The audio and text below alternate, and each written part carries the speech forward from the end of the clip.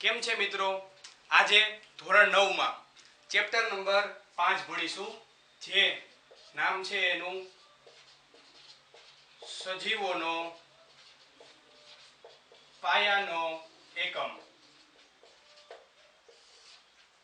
તો કે સજીવોના પાયાનો એકમ તમે ધોરણ 8 માં 8મું ચેપ્ટર ભણી ગયા, જે હતું તમારું કોષ,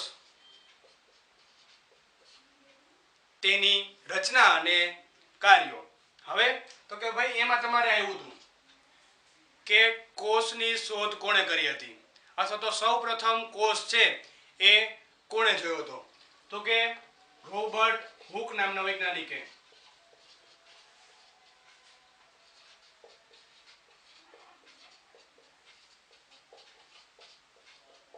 રોબર્ટ હુક નામના વૈજ્ઞાનિકે સૌપ્રથમ છે એ કોષની રચના જોઈ હતી. તો કે ભાઈ એને કેમાં જોયું હતું? વનસ્પતિના બૂચમાંથી. હવે આ બૂચ એટલે શું? તો કે બૂચ એટલે બીજું કઈ નહીં, ઝાડની પાતળી છાલ, જેમાંથી આ દ્રવ્ય મળી આવે છે, તો તેને શું કહેવાય? બૂચ. હવે તો કે એને પોતાના સ્વનિર્મિત સૂક્ષ્મદર્શક યંત્ર વડે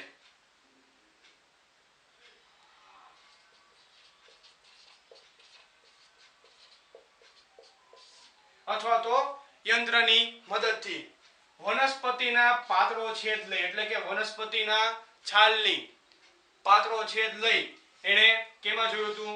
તો કે પોતાના બનાવેલા માઇક્રોસ્કોપ, એટલે કે સૂક્ષ્મદર્શક યંત્ર. હવે જ્યારે એને માઇક્રોસ્કોપમાં, એટલે કે સૂક્ષ્મદર્શક યંત્રમાં જોયું, ત્યારે એની કેવી રચના દેખાણી? તો કે ભાઈ આપણે જોઈએ તો મધપૂડા જેવી રચના.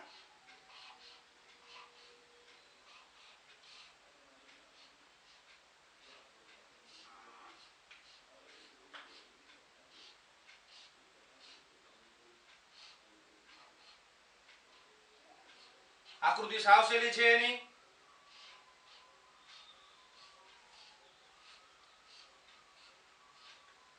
જે આપણે બોર્ડ ઉપર જોઈ શકીએ છીએ.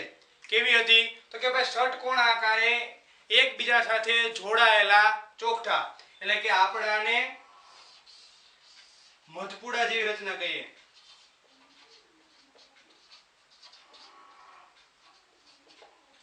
તો આને એને નામ આપ્યું કોષ. હવે તો કે એકબીજા સાથે જોડાયેલા ખાના, જેને એને નામ આપ્યું સેલ. સેલ એ લેટિન ભાષાનો શબ્દ છે, એને ગુજરાતીમાં કહેવાય છે કોષ. હવે તો કે ભાઈ આપણે સામાન્ય રીતે આકૃતિ દોરીએ તો કેવી આકૃતિ થાય? તો કે કોષ છે એકબીજા સાથે જેવી રીતના ઈંટ ઉપર ઈંટ એવી રીતના રાખી અને દીવાલ બનેલી હોય તેવી રચના દ્વારા જોવા મળે છે. તમને ઉદાહરણ આવી ગયું હશે 8મા ધોરણમાં કે આવી આકૃતિ કેમાં આવતી હતી? તો કે ડુંગળીના કોષમાં.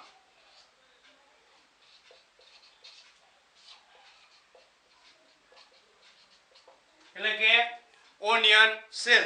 હવે તો કે ભાઈ આમાં વચમાં કોષ કેન્દ્ર આવતું હતું, કોષ રસ આવતો હતો, કોષ રસ પટલ આવતા હતા.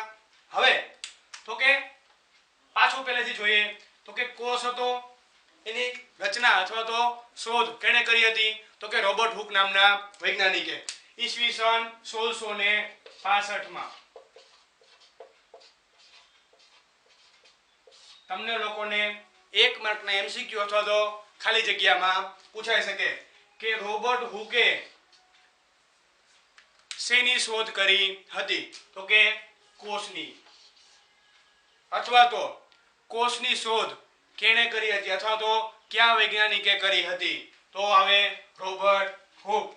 કેમાંથી કરી હતી? તો આવે ઝાડની છાલના બૂચમાંથી, એટલે કે પોતાના સ્વનિર્મિત સૂક્ષ્મદર્શક યંત્રની મદદથી.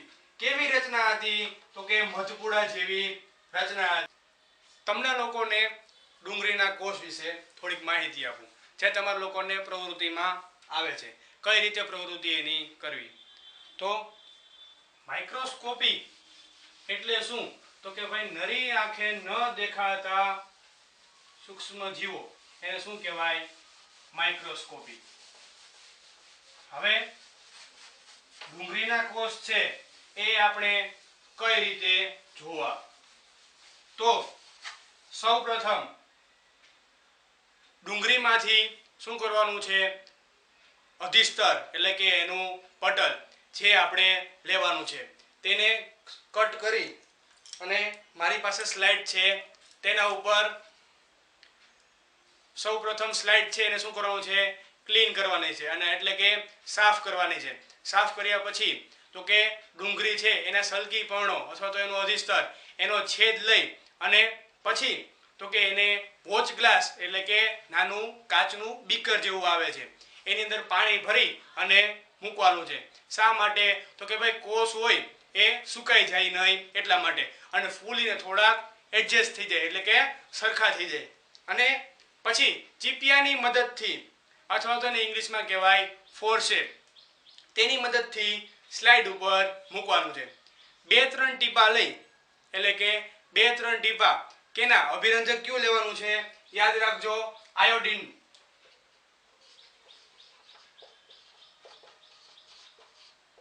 આયોડિન નામના અભિરંજકથી અથવા તો એને કહેવાય છે ઇન્ડિકેટર તે મૂકી અને શું કરવાનું છે?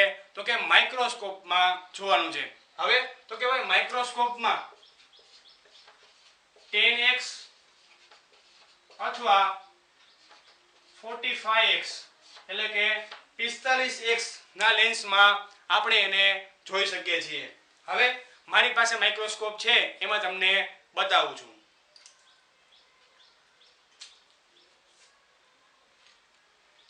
આ છે માઇક્રોસ્કોપ જે સૂક્ષ્મદર્શક યંત્ર આને કહેવાય.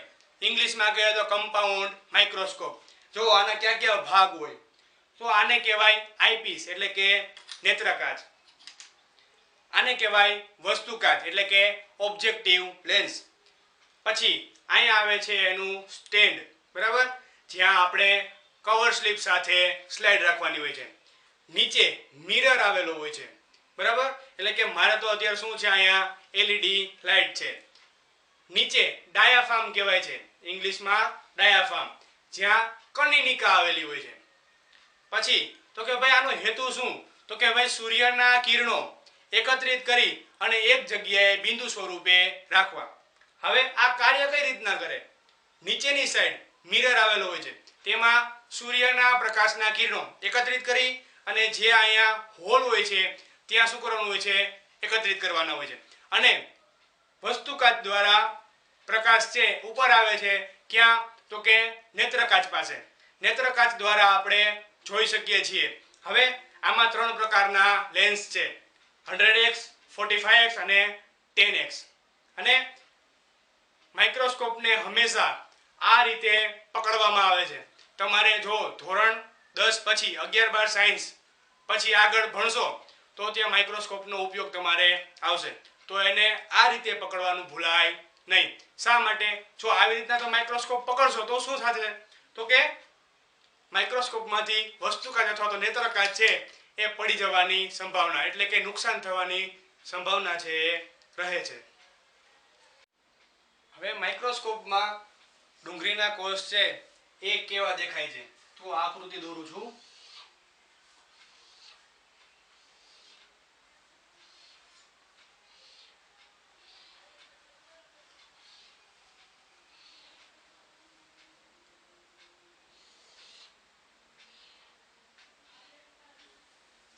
કેવી રચના દેખાય છે?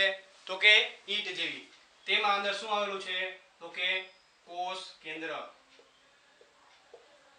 આને શું કહેવાય છે? કોષ કેન્દ્ર. કોષ કેન્દ્ર અને બીજું શું છે એમાં? કોષ. એટલે કે કોષની અંદર શું આવેલું છે? કોષ કેન્દ્ર.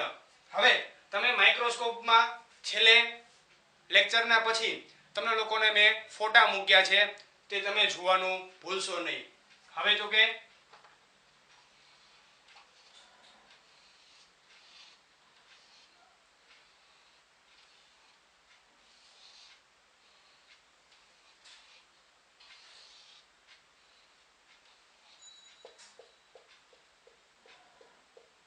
તેની અંદર આવી અથવા તો આવી આકૃતિની રચના જોવા મળે છે. એવી જ રીતે તમે ગાલના કોષ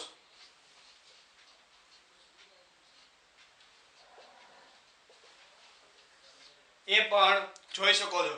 ગાલના કોષ છે એ કેવા દેખાય છે તો એની આકૃતિ અહીંયા ઉપર દર્શાવું છું. તો કે તે થોડાક ગોળાકાર ભાગમાં દેખાય છે.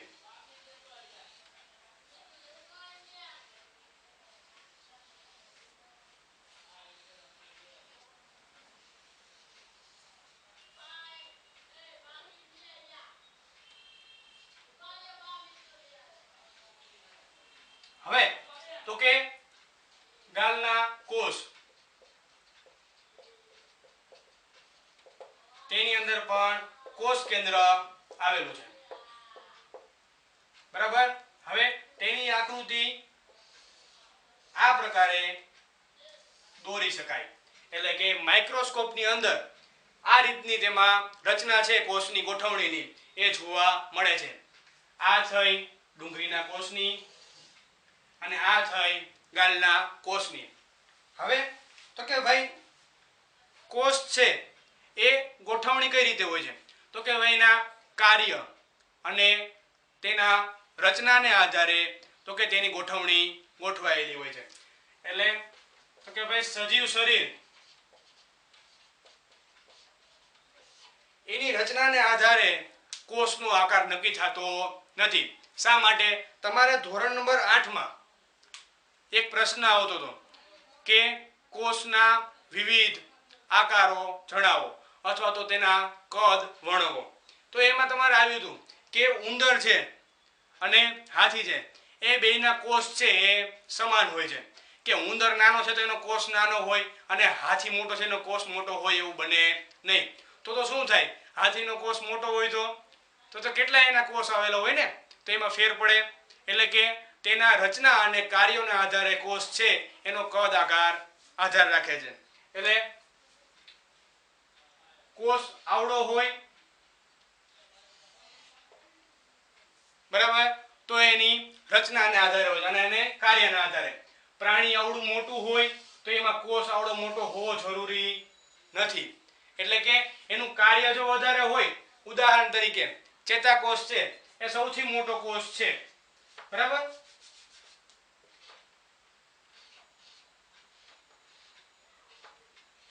એની રચના કંઈક આવી રીતની થાય છે બરાબર. તો એ સૌથી મોટો કોષ છે. જ્યારે રુધિર કણિકાઓને છે નાના છે તો બેના કાર્યમાં ફરક પડ્યો. તો હવે તો તમને એટલી ખબર પડી કે સજીવ શરીર છે એના કદના આધારે છે એ કોષનો આકાર નક્કી થતો નથી. આ વાક્ય તમારા ધોરણ 8 માં પણ આવી ગયું હતું અને અત્યારે પાછું આવે છે. તો આટલી તમને લોકોને ખબર પડી.